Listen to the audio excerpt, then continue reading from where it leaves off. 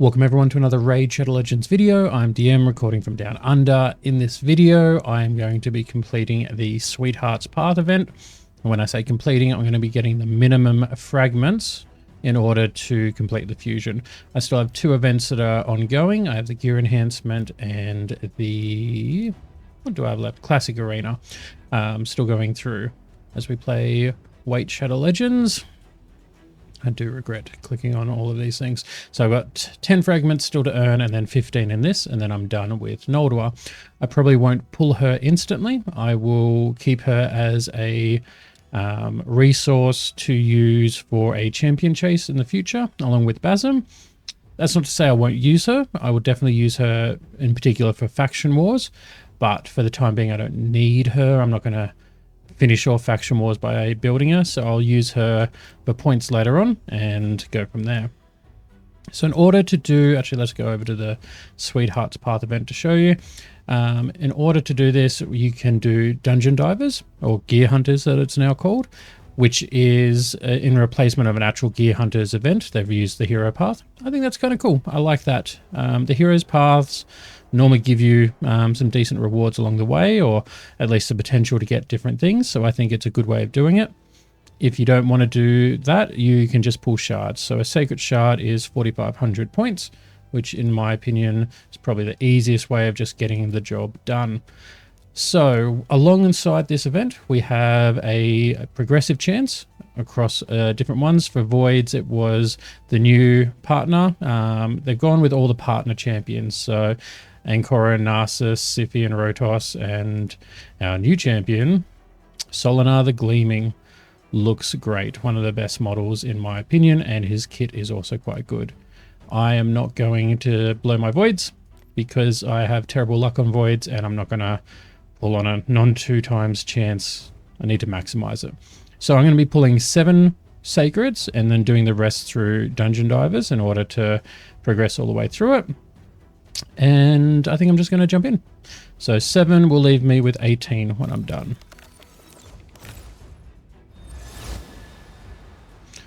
Alright, Malkuth, not someone I'm looking for. Most epics aren't on my radar. Even normal legendaries can be a bit hit and miss. If anything, I just want them for faction. Tomb Lord. I don't have a Tomb Lord, so I'll take that as a win. I want Esme just for Curse City. There's some harder stages where the pool is a bit low, but Tomb Lord is someone I don't have. Decrease speed if it's if it's a critical. We have poisons being pumped out. Decrease attack, decrease defense. No passive, but oh wait, this no, that's not passive. Had me going for a second, and then he obviously came out around the Doom Tower battles. You're not going to use that aura these days.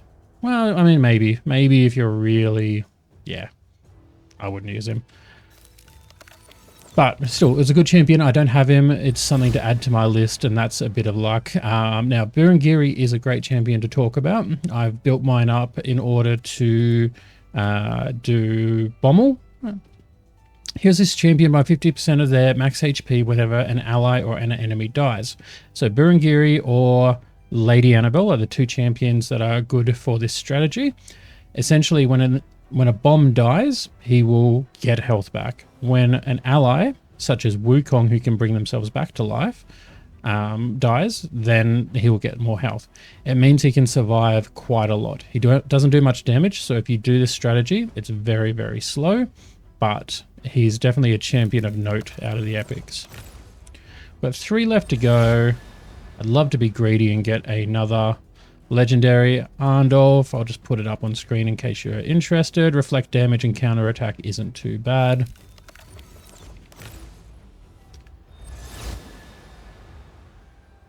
Bogoth, he's quite good at healing. When attack places a leech debuff. This one. Whenever this champion is attacked, heals all allies by 50% of the damage received. Quite decent. And final pull.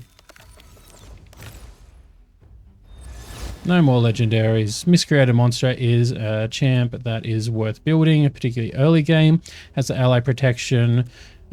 places fear for it. He's just really good if you build him tanky and in regen, the shield, and has the aura for arena. He used to be big in the arena in terms of just being really hard to kill, but these days he's very power crept, so not worth using there, but still for PvE has some decent uses at times. Let's have a look at the path. See if I can do it without messing up. I am just short, which I knew I would be. Out of these two, I mean, I don't really care. Same. All right, we'll go down the left first. Grab the chicken. Grab some dust. Dust is very valuable. The fragments, so there's the first 5.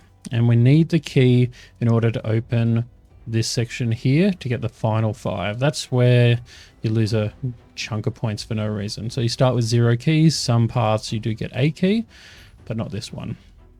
So now we go down the right, which we should make it all the way down. There's another 10 or another 5 to make it a total of 10.